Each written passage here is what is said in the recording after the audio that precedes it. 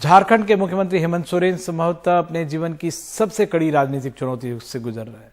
सूत्रों के मुताबिक चुनाव आयोग ने ऑफिस ऑफ प्रॉफिट के मामले में उनके खिलाफ रिपोर्ट दर्ज की है, यानी उनकी विधायकी जा सकती है। देखते हैं हमारे सहयोगी मनीष कुमार की ये रिपोर्ट। गुरुवार को झारखंड के मुख्यमंत्री हेमंत सोरेन से पत्रकार पूछते रहे, मगर कोई साफ जवाब हासिल नहीं कर सके।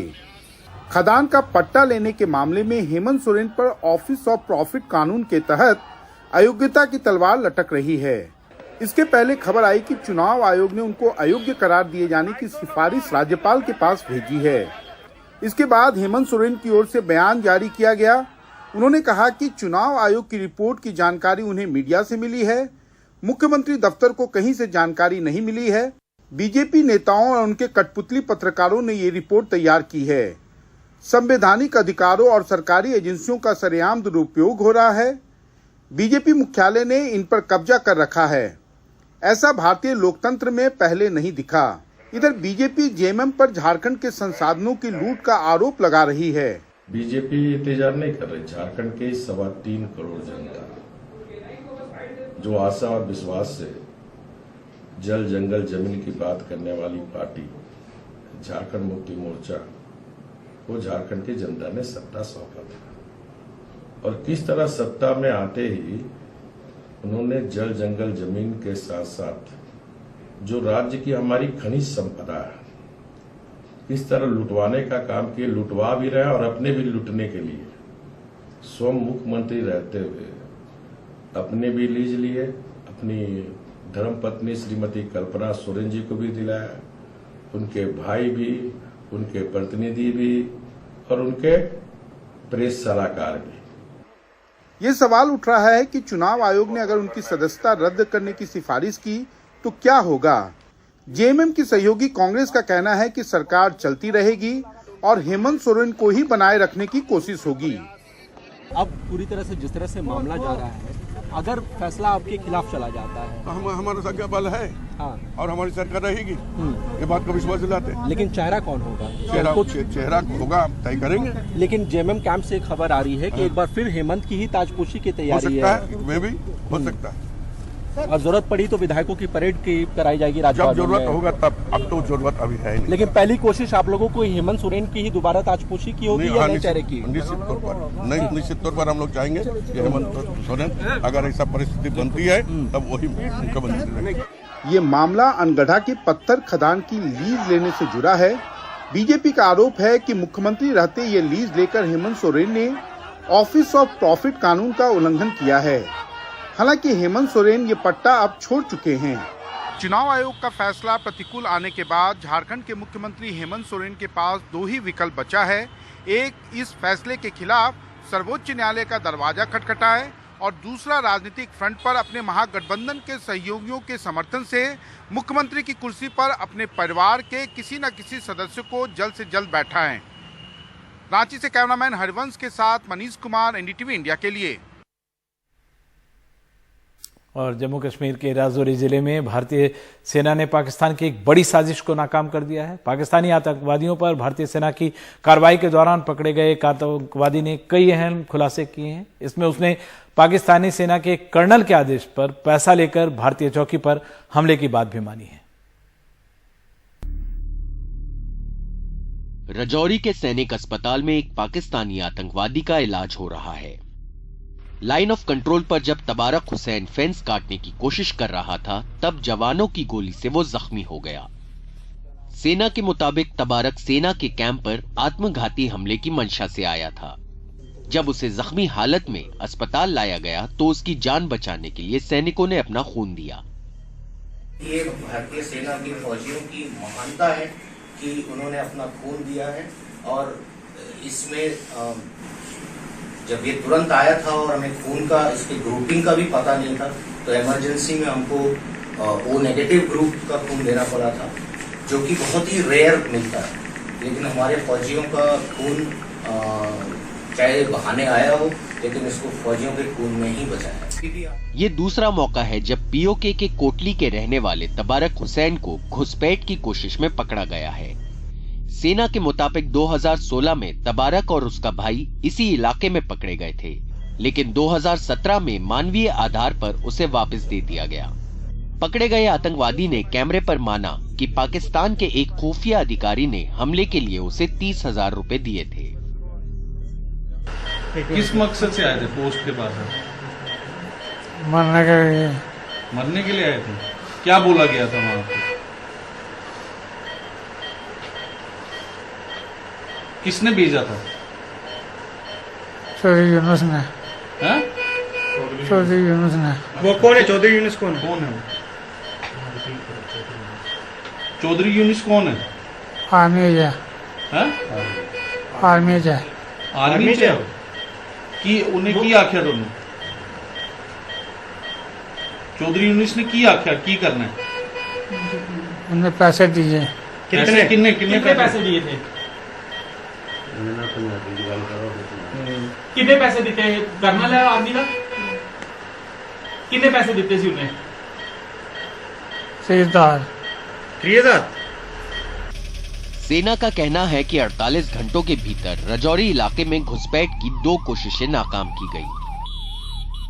मंगलवार को 2 आतंकवादी घुसपैठ की कोशिश में मारे गए और उनसे एक AK राइफल और 3 मैगजीन बरामद की गई। अभी ये साफ नहीं है कि तबारक से कोई हथियार बरामद किया गया है या नहीं। सेना का कहना है कि ऑपरेशन के बाद तबारक अच्छा महसूस कर रहा है।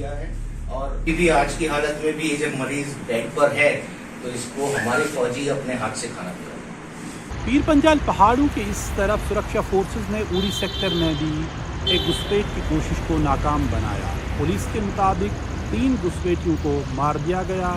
जाहिर सी बात है, नियंत्रण रेखा पे कुछ खामोशी के बाद एक बार फिर घुसपैठ की कोशिशों में काफ़ी तेजी आई है। श्रीनगर से नज़ीर मसूदी, NDTV इंडिया की। उधर मध्य प्रदेश के विदिशा जिले में लटेरी के जंगलों में लकड़ी तस्करों के साथ मुठभेड़ में वनकर्मियों की गोली से हुई एक शख्स की मौत के बाद वनकर्मियों पर केस दर्ज होने के मुद्दे पर राज्य सरकार और वन विभाग के कर्मचारी आमने सामने हैं। विरोध में वन रक्षक राज्य सरकार के पास अपने हथियार जमा करा रहे हैं। वन रक्षकों का आरोप है कि उनके खिलाफ एक तरफा कार्रवाई हुई है। वहीं 14 दिनों बाद इस मामले में जांच के लिए 1 सदस्यीय जांच आयोग का गठन हो गया है।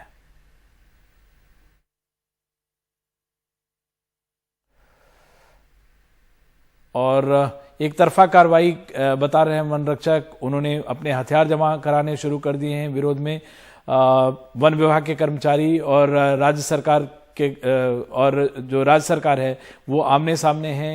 दरअसल ये मसला ये हुआ था कि लटेरी के जंगलों में मुठभेड़ के दौरान वन कर्मचारियों की गोली से एक शख्स की मौत हो गई थी। उसके बाद वन कर्मियों पर केस दर्ज हो गया और इस मुद्दे पर सरकार और वन विभाग के कर्मचारी आमने सामने आ गए।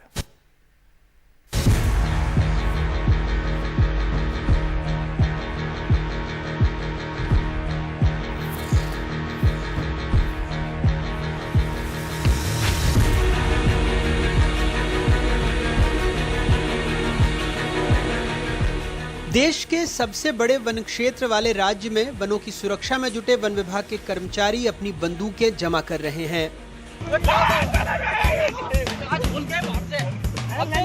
मामला 9 अगस्त को खटियापुरा में वन अमले और आदिवासियों के बीच मुठभेड़ का है। वन विभाग का आरोप है उन्होंने लकड़ी की तस्करी को रोकने की कोशिश की।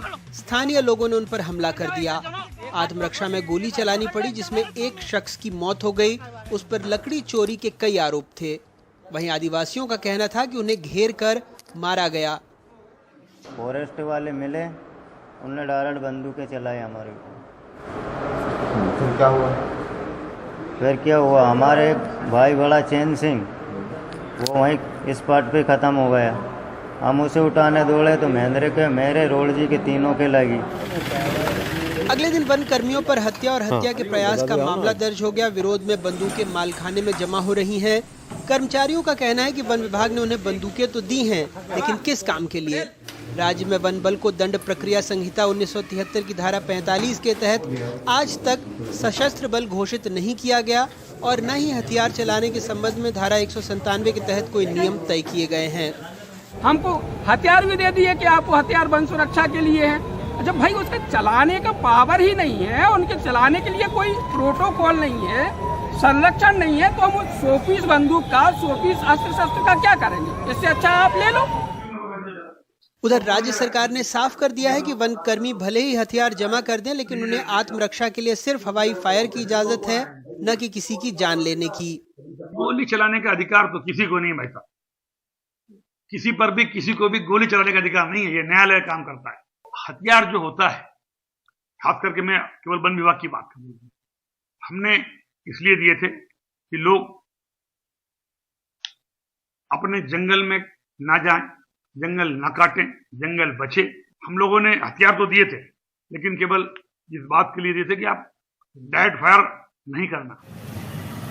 मध्य प्रदेश में कुल 94,689 लाख हेक्टेयर वन क्षेत्र है। राज्य में कुल 52,739 गाँवों में से 22,600 गांव या तो जंगल में बसे हैं या फिर जंगलों की सीमा से सटे हुए हैं।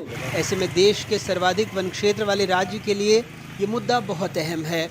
मध्य प्रदेश का जंगल 8,286 बीटों में बटा है। एक बीट का दायरा 12 से 16 वर्ग किलोमीटर तक है। इसकी सुरक्षा के लिए सिर्फ एक वन रक्षक की तैनाती की जाती है।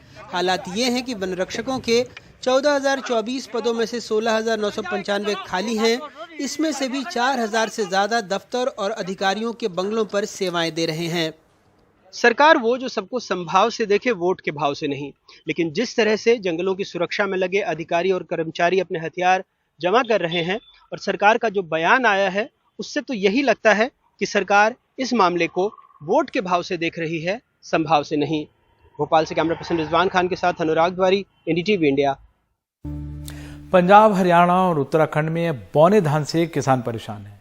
पहली बार उत्तरी भारत के इन राज्यों में बौना धान मिलने से कृषि मंत्रालय भी सतर्क हो गया है। भारतीय कृषि अनुसंधान केंद्र की एक टीम पंजाब और हरियाणा का दौरा करके इस पर रिसर्च कर रही है। बौना धान क्या है और इससे किसान क्यों चिंतित है, देखते हैं हमारे सहयोगी रविश रंजन शुक्ला की रिपोर्ट। पंजाब, हरियाणा और उत्तराखंड के खेतों में इस तरह के बौने धान पाए जा रहे हैं। ये सामान्य धान की तरह बढ़ते नहीं हैं, बल्कि इस तरह छोटे पौधे ही रह जाते हैं। उत्तरी भारत के इन राज्यों में पहली बार बौना धान इतने बड़े पैमाने पर पाया गया है। हालांकि भारतीय कृषि अनुसंधान केंद्र की एक टीम ने इन राज्यों का दौरा किया है। खुद डायरेक्टर डॉक्टर AK सिंह भी पंजाब और हरियाणा का दौरा करके लौटे हैं। उनके मुताबिक इस रोग से खेतों की 5 से 12% तक फसल प्रभावित हो सकती है। प्रजातियां जो धान की हैं, खासकर पूसा बासमती 1509 है, पूसा बासमती 1692 है, PR 126 है, PR 121 है और PR 114 जो गैर बासमती किस्में हैं, इनमें करीब 5 से लेकर के और 12% के आसपास पौधे बौने पाए गए हैं। लेकिन ऐसा नहीं है कि सारे के सारे खेतों में एक जैसी समस्या है। एक गांव में जैसे मान लीजिए अगर 100 किसान हैं तो 4-5 किसानों के खेत में समस्या इस तरह की पाई गई है। कृषि अनुसंधान केंद्र की एक टीम पंजाब और हरियाणा के अलग अलग इलाकों से कुछ बौने पौधों का सैंपल लेकर आई है, ताकि इस बीमारी का कारण पता कर सकें। अब तक जानकारी मिली है कि ये ग्रासी स्टंट और फिजी वायरस की वजह से हो सकती है। फाइटोप्लाज्मा भी इसका एक कारण हो सकता है। अभी जीनोम सीक्वेंसिंग चल रही है, लेकिन किसानों के लिए कृषि अनुसंधान केंद्र ने एक एडवाइजरी जारी की है। हमारा ये सुझाव सभी किसान भाइयों से है, अभी तक तेला चेपा का कहीं कोई प्रकोप नहीं है, लेकिन आगे आने वाले दिनों जैसे जैसे तापक्रम बढ़ेगा तो समस्या थोड़ी बहुत आ सकती है। इसलिए किसान भाइयों से अनुरोध है कि वो सावधानी के तौर पर जब ही उनको कहीं भी तेला चेपा दिखना शुरू होता है ब्राउन प्लांट हॉपर, तो अपने खेत में तुरंत जो है दवाओं का छिड़काव करें। कई सारी दवाएं हैं जिसमें ओसिन है, टोकेन है, चेस है, ये इस कीड़े को कंट्रोल करते हैं और कीड़े के माध्यम से ही विषाणु जो है एक पौधे से दूसरे पौधे में जाएगा। फिलहाल इस रोग पर रिसर्च करके वैज्ञानिक इसका निदान खोजने में जुटे हैं। अब तक इस तरह की समस्या दक्षिणी भारत में पाई जाती थी, लेकिन इस बार पहली बार इतने बड़े पैमाने पर धान के खेतों में बौने पौधों की समस्या हरियाणा, पंजाब और उत्तराखंड जैसे राज्यों में देखने को मिली है। गनीमत बस इस बात की है कि ये जो समस्या है ये उत्तर प्रदेश, बिहार, झारखंड, पश्चिम बंगाल और पूर्वोत्तर के राज्यों में नहीं पाई गई है। दिल्ली से रविश रंजन शुक्ला, एनडीटीवी इंडिया।